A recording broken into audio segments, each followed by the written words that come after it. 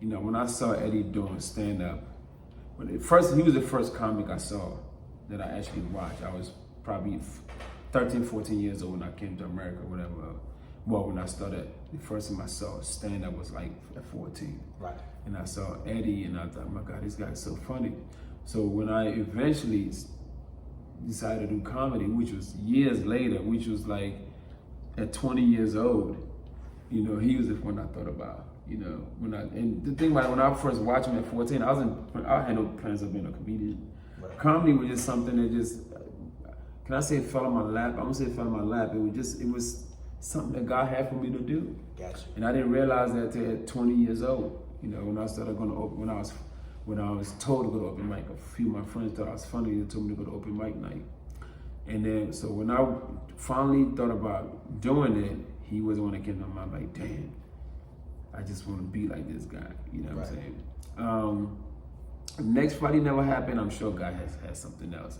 You know, at the end of the day, to make it into this comedy thing, you have to do something big for everybody to get to know you. You have to do something big. I mean, Apps did next Friday. That was his first break. Next Friday was Apps. Yeah. You know, but he was a starter movie. I just had a little tiny role. That's how you know God.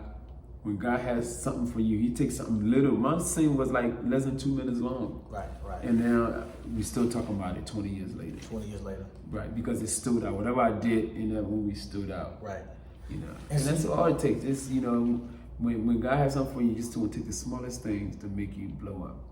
And see, your success is not something that I've heard about. I've been blessed to kind of be up under your wing for the past 4 or 5 years, and like I've seen some things. So when you was talking about tiny roles, like I look at, a lot of people don't know Blackson was an extra in Lean on Me. Like a lot of the Morgan Freeman, East Side High, the whole Free Mr. Clark. If you look, you know what I'm saying. So like don't despise the small beginnings. Like I mentor so many young actors like from Memphis and different regions or whatnot, and people I know actors right now, they're doing pretty good, but it's like, man, I'm auditioning, I can't get anywhere. I'm just getting background work or whatever. But I mean, like at that moment, like doing the whole Free Mr. Clark. Well, that was way before I even thought about comedy. See what I'm saying? Way before. It was I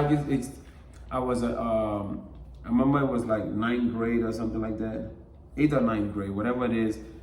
I was like a honor student. So during the summertime, all the honor students was in a pre-college program. So, and during the pre-college program, all the students, and we're all like 9th or 10th graders, between 8th and 9th grade, something like that, 8th, 9th or 10th grade, were all invited to become extras in the movie. And that's how I ended up in the movie. Right. Because the movie was being filmed during the summertime, and we was at the pre-college program during the summer. So it was one of our curricular activities that we got to do. I got to become extra in the movie. So we actually drove to Patterson, New Jersey, like three different times, and did the same. We had kept the same outfit on, and I remember I got paid. I made good money. I made like $75 a day. I'll never forget that.